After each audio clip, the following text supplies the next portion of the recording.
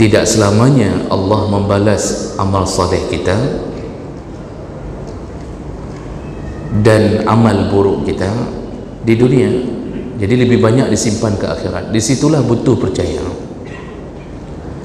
Jadi kalau sudah beriman pada Allah, pasti sangkut pautnya beriman pada percaya tidak yang kamu lakukan dibalas di hari akhir. Kata Umar bin Khattab yang didengarkan dari Nabi, bagaikan satu batang pohon berduri yang ditusuk ke dalam kerongkongan kita, lalu ditarik kembali, ikut keluar bersama daging-daging yang bersangkut di duri-duri itu, kata Umar bin Khattab. Tapi walaupun sakit sebentar. Nah, kenapa Allah beri sakit? Dalam Ramadan Allah panggil siapa? Orang beriman. Ya ayyuhalladzina amanu kutiba alaikumusiyam. Wahai orang yang beriman, diwajibkan kepadamu puasa. Kenapa Allah panggil amanu? Kenapa Allah enggak panggil ya ayuhan nas? Assalamualaikum warahmatullahi wabarakatuh. Anda rindu mendengarkan kajian-kajian dari ustadz-ustadz kita dari Aceh? Kunjungi channel YouTube Maulizul Akbar NAD. Subscribe, like, share, komen.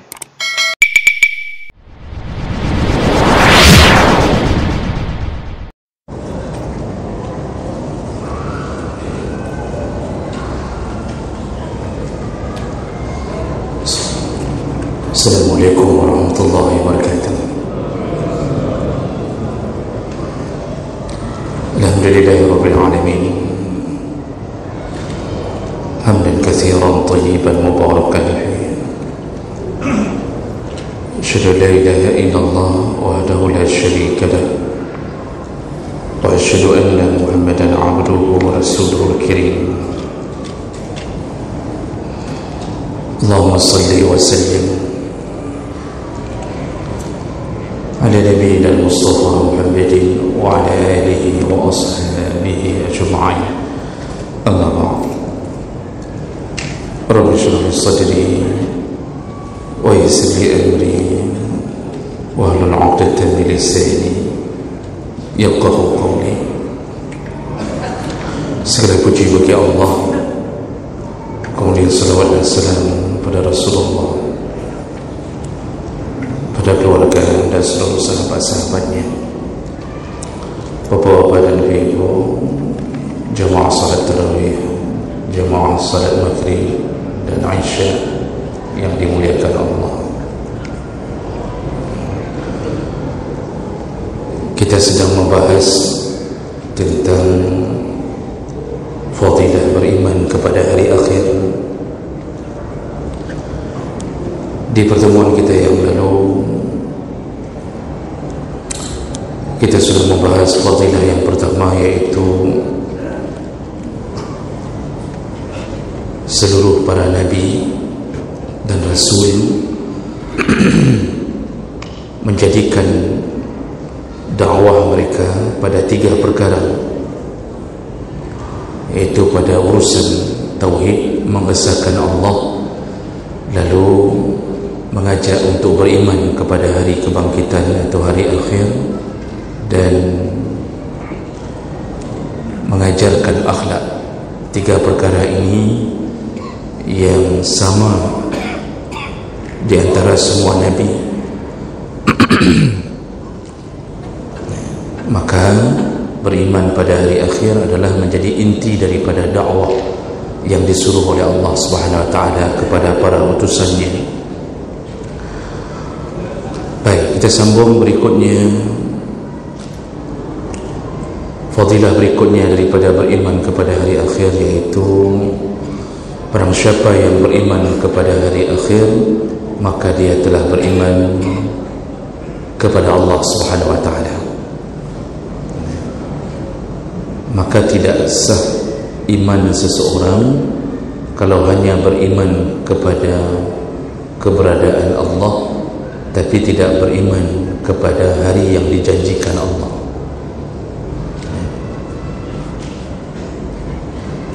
Dalam Al-Quran lebih dari 20 kali Allah menyatakan tentang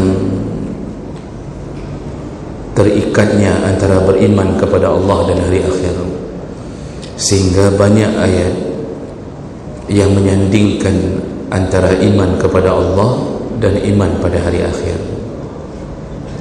Dan itu berulang-ulang Allah katakan. Jadi dua pokok utama dalam iman ini diulang-ulang oleh Allah. Maka pincanglah iman seseorang apabila hanya percaya pada salah satunya. Iman kepada hari akhir menjadi tolak ukur bahwa kita beriman pada Allah. Karena semua yang kita kerjakan ini hari ini, itu hasilnya adalah dimulai dari hari akhir atau yaumul qiyamah. Semenjak kita sakaratul maut, kita berpindah dimensi ke alam barzakh. Di situ sudah masuk dalam proses kiamat yang pertama. Jadi kita mulai berbicara tentang akhirat itu dimulai dari setelah sakaratul maut. Itu sudah bicara masalah akhirat. Karena akhirat itu dimulai dari alam barzakh dan seterusnya, ya. Nanti hari kebangkitan, berdiri di padang mahsyar seperti yang sudah kita jelaskan. Maka orang-orang yang beriman kepada Allah, dia akan percaya bahwa ada suatu hari nanti yang akan dibalas semua apa yang dia lakukan di dunia. Kita kadang-kadang di dunia mendapatkan manusia yang beramal saleh, juga kita dapatkan orang-orang yang tidak peduli dengan dosa. Dan kedua-dua amal itu tidak bisa dilihat hasilnya sekarang, kecuali hanya kalau Allah menginginkannya. Orang yang bersedekah bisa dibalas di dunia, bisa ditunda balasannya di akhirat. Orang yang berdosa, kadang-kadang kita lihat kenyataannya tidak pernah dapat musibah. Bahkan dia mengalami istidraj.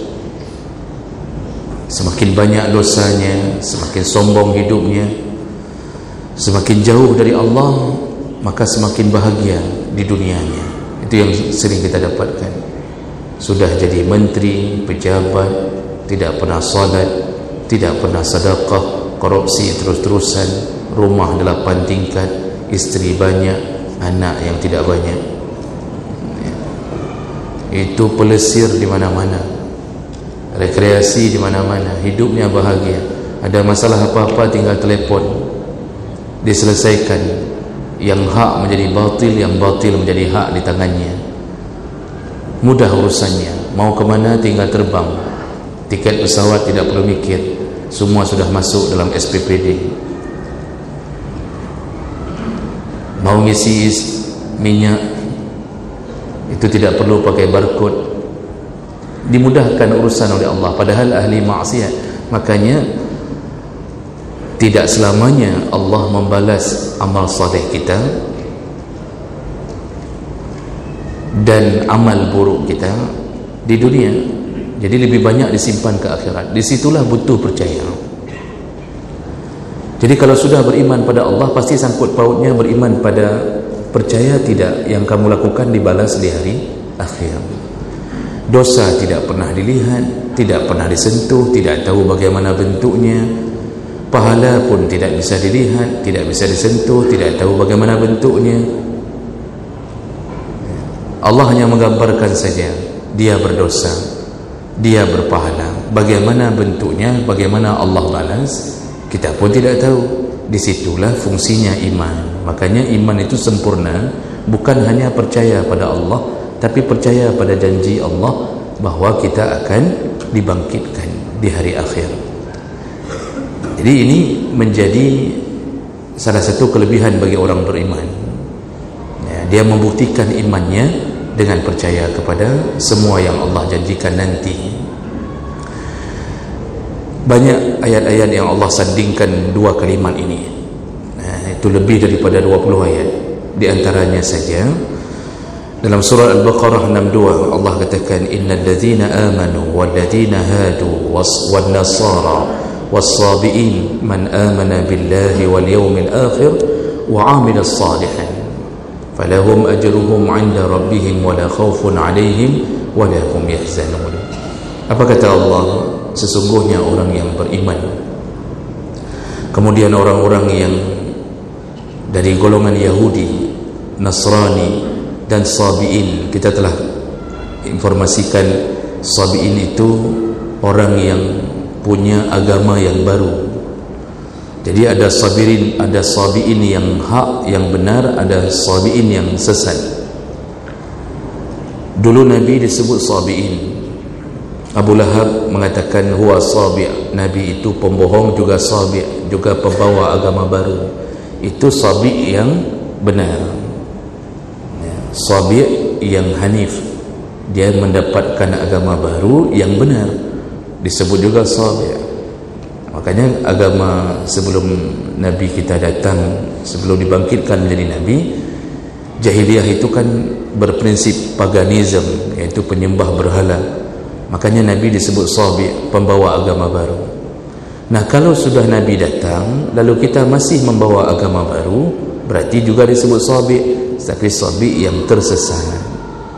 Ya, makanya hari ini kalau ada yang membawa agama selain daripada agama Nabi Muhammad SAW, yaitu Islam yang dibawanya, maka semua disebut Sabi'in. Yang Allah maksud dalam ayat ini adalah orang Sabi'in yang dulu, yang mengikuti agama Nabi yang baru.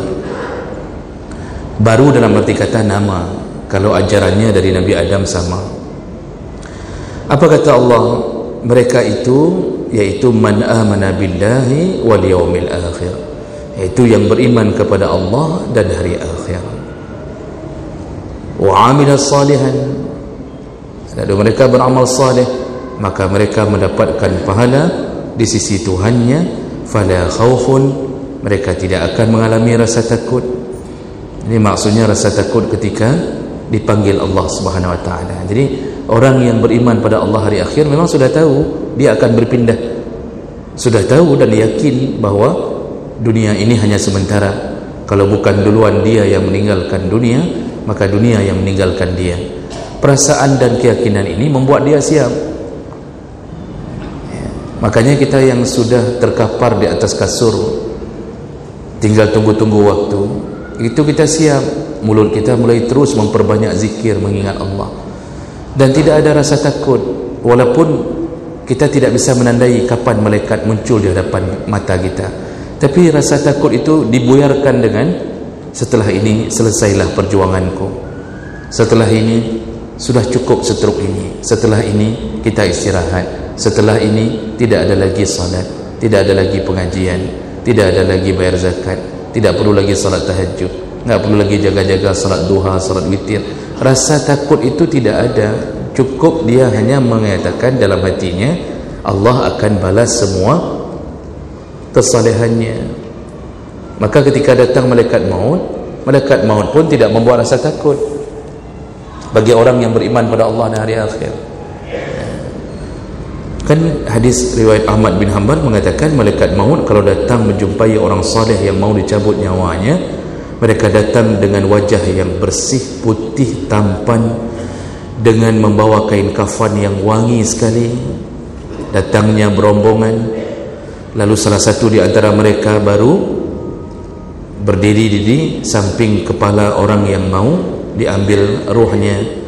Maka kemudian ditampakkanlah janji Allah surga kepadanya. Maka orang itu tersenyum dan dia merasa bahagia. Lalu barulah dicabut nyawanya, dicabut pun dengan sangat lembut, walaupun sakitnya tidak terkira. Dicabut dengan sangat lembut sehingga Nabi mengatakan seperti air keluar dari mulut ceret. Seperti kita menuangkan air dari mulut ceret, Pak. Jadi lancar begitu waktu ditarik nyawa. Sakit jangan ditanya, tetap sakit. Kata Aisyah, Nabi kekasih Allah, itu kekasih Allah, ketika mau meninggal beliau meminta satu baskom air, lalu dia menyapu mukanya dan dadanya, lalu dia mengatakan, wahai Aisyah, ala inna fil mauti sakaran. Wahai Aisyah, ketahuilah dalam kematian itu ada sakaran. Sakar itu apa? Rasa sakit yang sangat mendalam. Kalau kata Umar bin Khattab yang didengarkan dari Nabi, bagaikan satu batang pohon berduri yang ditusuk ke dalam kerongkongan kita, lalu ditarik kembali, ikut keluar bersama daging-daging yang bersangkut di duri-duri itu, kata Umar bin Khattab. Tapi walaupun sakit sebentar, nah, kenapa Allah beri sakit? Bukankah kita sudah taat kepadanya? Seharusnya kan Allah meringankan kita di ujung hidup kita. Janganlah diberi sakit lagi. Bukankah kami telah berpuasa untuk-Mu ya Allah? Bukankah kami telah mengorbankan harta kami untuk-Mu ya Allah? Bukankah kami telah melakukan haji dan umrah demi-Mu ya Allah? Bukankah kaki kami telah datang menuju ke masjid-masjid karena-Mu ya Allah? Kenapa Engkau beri sakit lagi? Kan begitu seharusnya pertanyaan kita manusia, Pak. Kenapa harus diberi sakit lagi waktu sakarat? Sudah stroke, asam urat, kolesterol, kemudian darah naik, kadang-kadang tinggi, kadang-kadang rendah. Sudah bertahun-tahun, Pak. Kulit pun sudah harus ditaruh kain atau ditaruh daun pisang untuk mendinginkan kulit yang sudah luka. Bertahun-tahun sakarat, sakit lagi.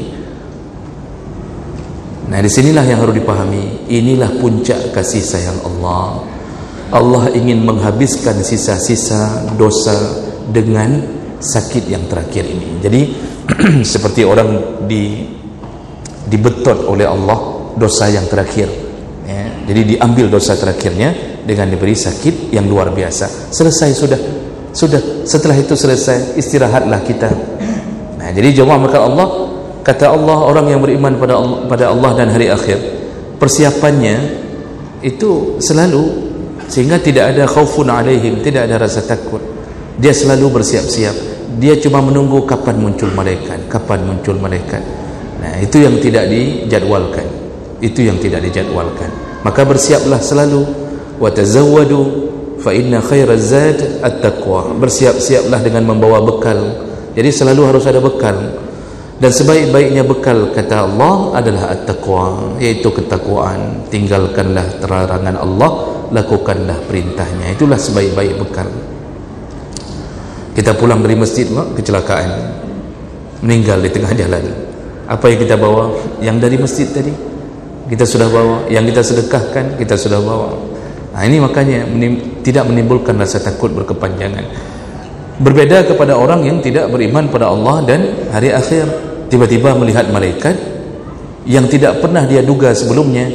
Maka hadis tadi mengatakan malaikat maut ketika datang menjemput orang-orang kafir dan orang-orang yang fasik yang disibukkan dengan maksiatnya, mereka datang dengan wajah yang mengerikan, lalu kemudian membawa kain kafan di tangannya. Kain kafan itu bau busuknya luar biasa, lalu mereka menggertak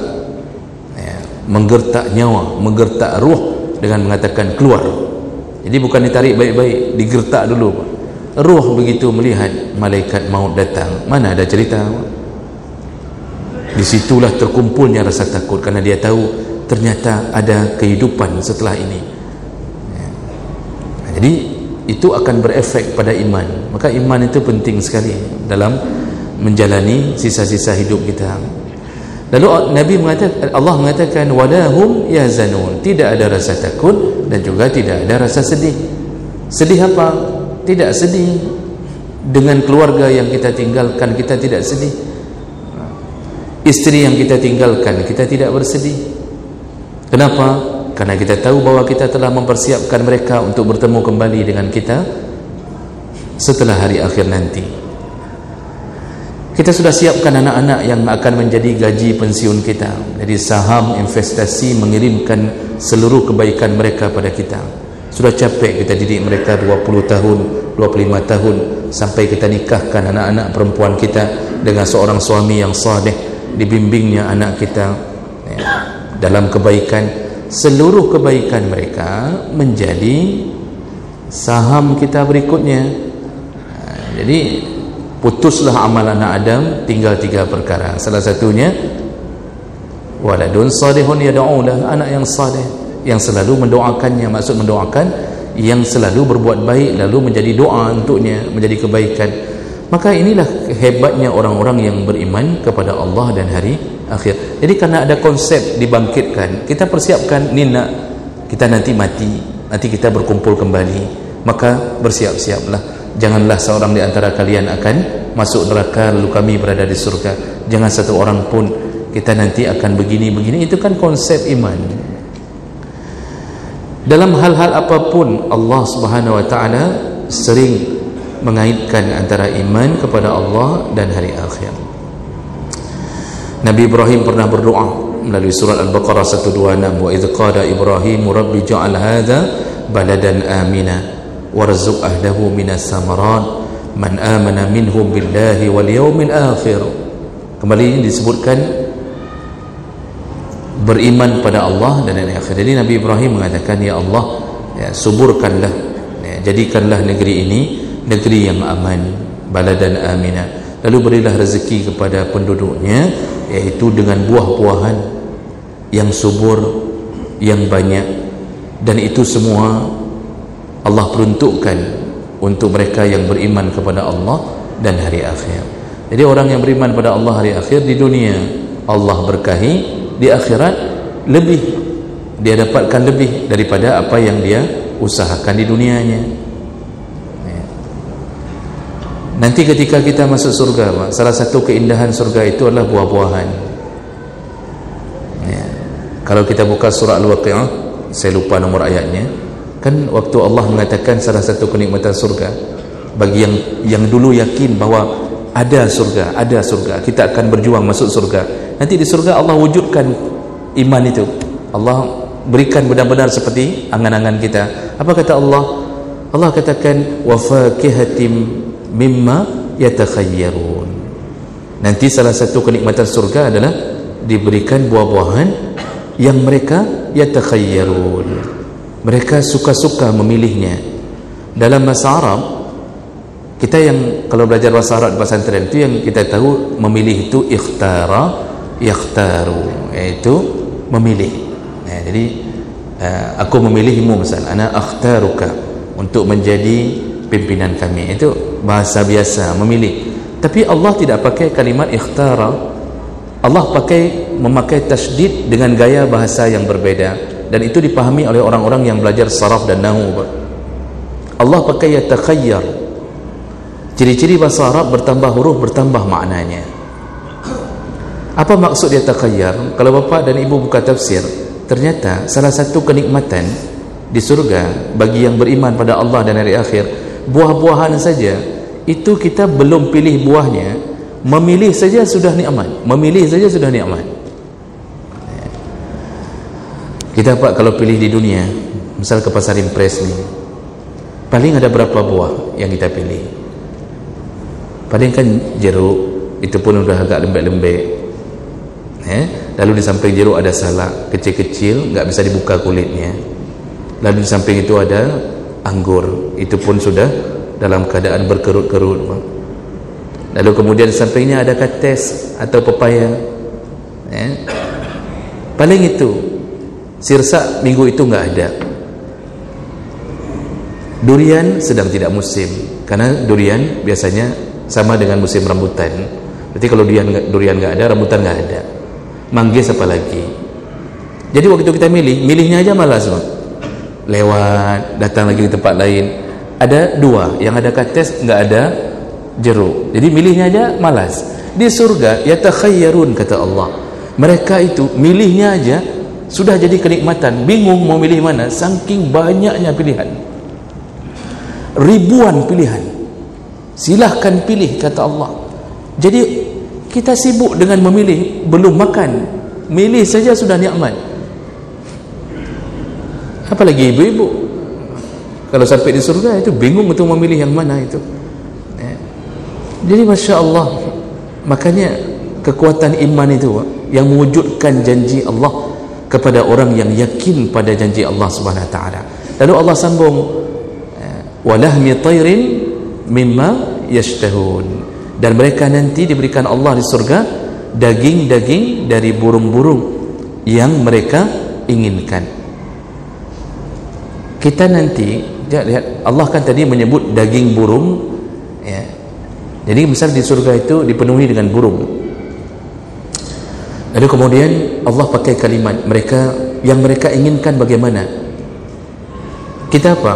Di dunia kalau lihat burung di pasar, kita menginginkan untuk membuat burung itu jadi apa? Ya, kalau bukan jadi burung panggang, jadi burung geprek, jadi burung penyet, itu sudah kita rencanakan. Ya. Kita bilang sama isteri, belilah burung tu, kita buat kari burung aja sekali-sekali, atau kita buat rendang burung sekali-sekali. Itu kalau kita lihat burung nih, tapi jarang sekali kan ada burung, yang banyak ayam kan. Jadi kalau kita menginginkan sesuatu di dunia, kita sudah merencanakan, tapi untuk mendapatkan rencana itu kita harus berjuang. Perjuangan pertama apa Bapak Ibu? Ya tunggu gaji keluar lah, cari uang untuk membeli apa yang kita sedang inginkan. Habis beli, apakah langsung bisa makan? Tidak. Kupas dulu, seluruh kulit-kulitnya dicabut dulu, direndam dalam air panas, dicabut, kita sembelih duluan, lalu kemudian selesaikah? Belum. Siapkan arang, bakar arang, kita jadi arang, nunggu. Setelah itu letakkan di atas panggangan, langsung makankah? Tidak. Ternyata tidak ada kecap, lari beli kecap lagi, yang belum, nggak ada saus, mau buat salad macam-macam. Dari pertama beli sampai makan itu butuh waktu berjam-jam baru bisa nikmati. Tapi Allah memakai kalimat walahmi tayrin. Begitu engkau lihat daging burung, jadi burung terbang nih, dalam tafsir disebutkan misal ada burung terbang, lalu kita lihat burung itu, mimma yashtahun, engkau mau diapakan burung ini, kata Allah. Mau diapakan? Apa yang terbersit di pikiranmu? Mau dipanggang, mau direbus, mau digoreng, mau diapakan? Atau engkau campur panggang dengan rebus, burung rebus panggang misal, mau diapain Pak? Pikirkan yang tidak masuk akal pun silahkan, kata Allah. Begitu baru pikir, disebutkan dalam tafsir, begitu baru mikir, ya Allah, ini burung enaknya direbus sekaligus dipanggang, setengah rebus setengah panggang, enaknya begitu tuh. Begitu baru terpikir, langsung muncul di atas piring burung yang tadi kita tunjuk, Pak. Munculnya bukan dalam bentuk burung yang terbang, tapi seperti yang kita fikirkan di depan mata. Jadi nggak bunyi ting, biasanya bunyi ting kan begitu Pak, ini nggak bunyi, ya. Muncul di depan langsung di piring. Begitulah kehidupan penduduk surga. Siapa mereka? Amana billah wal yaumil akhir, percaya pada kuasa Allah, percaya pada hari yang dijanjikan Allah. Itu contoh barang, Pak. Dan siapa yang melayani kita nanti di akhirat? Yatufu alaihim wildanun mukhalladun. Kita nanti dilayani oleh wildan, anak-anak melayani kita. Jadi salah satu dayang-dayang yang dibuat Allah di akhirat, yang menjadi pelayan-pelayan di akhirat itu, di surga, itu wildan, anak-anak. Yatufu berkeliling-keliling. Jadi mereka ligat sekali. Anak-anak kalau anak-anak kerja kan tahu Pak, ligat sekali kan, nggak ada capeknya. Anak-anak itu kan Pak, loncat-loncat sampai puluhan kali nggak capek. Kita yang lihat yang capek. Sampai kita bilang kasih, hai nak, kasih oma nak, kamu sudah berkeringat. Dia nggak ada capeknya Pak. Minum sedikit langsung berangkat lagi. Itu di dunia. Nanti wildan yatuf, mereka keliling-keliling, tanya sana, mau makan apa lagi, mau makan apa lagi, ya, Bapak Ibu makan apa lagi. Mukhalladun, mereka dikekalkan Allah. Apanya yang dikekalkan? Kalau mati memang nggak ada lagi. Dikekalkan maksudnya mereka tetap bentuknya seperti anak-anak, nggak tua-tua tuh pelayan-pelayan kita nanti, nggak tua. Jadi ya begitu saja. Dan mereka tugasnya melayani orang-orang yang dulu beriman pada Allah dan hari akhir. Nah, kenapa bukan dicipta pelayan-pelayan dari orang-orang yang sudah remaja atau sudah agak dewasa? Karena nanti membuat kita segan nyuruh-nyuruhnya, Pak. Misal yang layani kita, misal bapak-bapak lah, saya mau nyuruh saja, Pak, boleh nggak diambil buah-buahan itu sebentar? Nggak berani, Pak. Apalagi saya yang jadi pelayan, Bapak lebih nggak berani lagi. Kita ketemu sama om, boleh nggak tolong ambilkan air khamar sebentar ke sini. Nggak enak rasanya. Makanya Allah ciptakan wildan, anak-anak. Kita tinggal suruh kata dia. Kalau orang Aceh masuk surga tetap saya yakin mungkin Pak. Tapi qalu salaman salama, nanti di sana tetap bahasanya yang ada cuma yang baik-baik. Kita tinggal suruh, nak ambil itu sebentar, baru datang ambil itu sebentar. Capekkah dia? Tidak. Dihilangkan, itu nggak ada lagi. Kita capek di akhirat itu nggak ada lagi. Di sini yang kita capek, Pak. Di sana nggak ada. Kita capek nunggu gaji keluar. Kita capek nunggu kapan dimasakkan. Capek, di sana tak ada. Bisa bayangkan kehidupan kita nanti, Bapak Ibu. Makanya siapakah yang mendapatkan itu? Yang beriman pada Allah dan hari akhir. Makanya seluruh ayat-ayat menyatakan tentang dua perkara ini digandengkan sebagai bukti iman. Dalam Ramadan Allah panggil siapa? Orang beriman. Ya ayyuhalladzina amanu kutiba alaikumusiyam. Wahai orang yang beriman, diwajibkan kepadamu puasa. Kenapa Allah panggil amanu? Kenapa Allah enggak panggil ya ayuhan nas? Para ulama mengatakan karena yang akan melaksanakan puasa dengan baik cuma orang beriman. Yang mau melakukannya cuma orang beriman. Kenapa?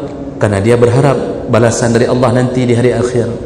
Dan yang mampu melalui Ramadan dengan baik hanya orang beriman. Makanya orang yang level imannya rendah tidak mampu melalui Ramadan dengan baik. Biasanya muncul malam tarawih cuma malam kelima.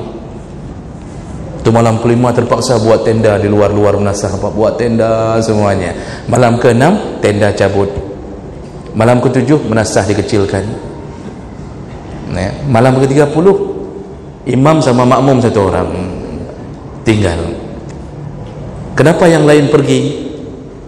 Mereka tidak sepenuhnya percaya dengan kebesaran dan kemuliaan Ramadan. Padahal semakin mendekati ujung Ramadan, semakin memuncak kasih sayang Allah. Tapi hilang, orang-orang hilang, Pak. Di kota, sudah bertahun-tahun kita puasa di sini. Itu di kota, Pak, 10 terakhir itu orang Masya Allah mengelilingi kota dari satu toko serba 35.000 sampai ke serba 135.000. Keliling-keliling, Pak, persiapkan untuk hari raya. Pada 10 terakhir adalah hari-hari yang luar biasa Allah beri balasan. Ibu-ibu sudah menghilang dari menasah kecuali yang benar-benar mendapatkan iman sempurna dari Allah Subhanahu Wa Taala. Di mana sudah ibu-ibu berada? Di balik-balik gorden, berselimut gorden, Pak. Ada yang sudah cari tangga milik tetangga. Kerjanya minjam-minjam. Boleh pinjam tangga? Mau ngapain? Mau lepasin gorden. Mengapa dilepas? Mau dicuci, mau hari raya. Yang tarawih hanali, tapu hanali. Jadi ada yang sibuk dengan buat ini, buat kuih, persiapan rendang untuk besok, macam-macam. Malam 29 orang hilang. Masya Allah, meruginya orang-orang yang hari ini tidak sepenuhnya percaya tentang kemuliaan Ramadan. Makanya berefek, Pak. Iman itu efeknya kuat sekali. Siapa yang masih tinggal? Hanya man amana billah wal yaumil akhir. Orang yang membuktikan imannya kepada Allah dan hari akhir. Maka jemaah maka Allah Subhanahu Wa Taala, orang kalau puasa dengan iman, maka Allah panggil dengan iman. Itu tidak berat puasa untuknya. Bibir boleh pucat, tenggorokan boleh sudah kering, tapi iman melekat di dada. Bagi dia ini ujian, ini hanya taat saja, ini sebentar, nanti sudah buka. Kan Allah mengatakan bahawa lis-shaim farhatan, orang yang puasa itu dapat dua kegembiraan. Farhatun inda fitrih, yaitu bergembira ketika berbuka, wa farhatun inda liqa'i rabbih. Ini punya kaitan erat, Bapak Ibu. Allah ingin mengatakan melalui nabinya, ini hadis Nabi, bahawa orang yang hari ini bertahan dengan ketaatan walaupun menderita, nanti dia akan berbuka puasa setelah kematiannya. Jadi puasa yang terindah itu, buka puasa terindah ketika kita meninggal dunia, sudah tahu bagaimana nasib kita, lalu tinggal menunggu eksekusi kebahagiaan dari Allah melalui prosedur untuk mendapatkan surga. Makanya tidak berat orang-orang melaksanakan Ramadan kalau imannya sudah penuh di dada.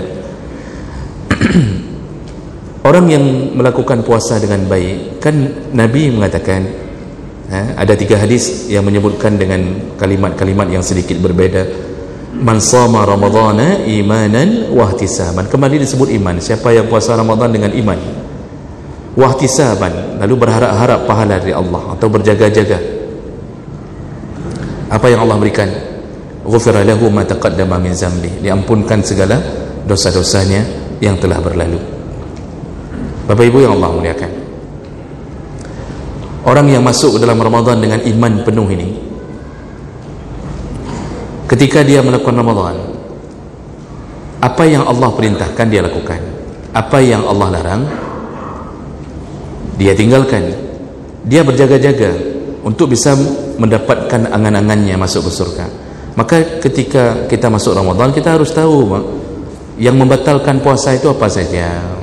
Kita harus tahu. Jadi jangan hanya bertahun-tahun masuk ke Ramadan, masuk, tapi kadang-kadang nggak tahu ilmu untuk bisa mendapatkan kesempurnaan. Karena orang berilmu, ibadahnya itu lebih utama di sisi Allah walaupun sedikit daripada orang jahil beribadah banyak tapi tidak sesuai dengan keinginan Allah. Makanya kan orang beriman dalam Ramadan itu sampai belajar dulu apa saja yang membatalkan puasanya, dia jaga. Wahtisaban, dia berharap semoga dengan dia jaga itu dia dapat pahala. Contohnya lah saja Nabi yang mengatakan tentang pembatal-pembatal dengan hadis-hadis yang berbeda. Orang Ramadan dengan imannya itu tidak, dia tahu bahwa pembatal puasanya adalah makan minum, dan itu kalau yang dilakukan dengan sengaja, walaupun sedikit, mahma kana qalilan dalam kitab-kitab, walaupun sedikit. Butiran kelapa yang keluar dari sela gigi, keluar jam 10 pagi, bekasan tadi malam berbuka makan bororong, tersisa sampai pagi, keluar jam 10 pagi, ditelan, walaupun tidak mengenyangkan, ditelan, batal puasanya. Kenapa nelan? Seharusnya engkau buang, kan begitu. Siapa yang membuat kita jangan telan? Ini jangan telan. Ya karena perasaan tadi, Pak. Perasaan ingin selamat puasanya. Bagi yang lupa dimaafkan, berarti imannya lupa dimaafkan. Makan 2 piring lupa, diingatkan mas suami, berhentilah, yang di tangan jangan masukkan, yang di mulut jangan telan. Jadi masalah belum sempat minum, itu yang menjadi masalah kita. Tapi itu semua dimaafkan Allah. Allah telah menjamunya di siang Ramadan. Itu contoh sederhana tentang iman yang bergerak di dalam Ramadan. Baik, itulah fadilah yang kedua, bahwa iman kepada Allah dan iman kepada hari akhir itu 2 hal yang sangat berkaitan dalam pembuktian iman kita. Demikian, subhanakallahumma bihamdik, asyhadu an la ilaha illa anta, astaghfiruka wa atubu ilaik. Wassalamualaikum warahmatullahi wabarakatuh.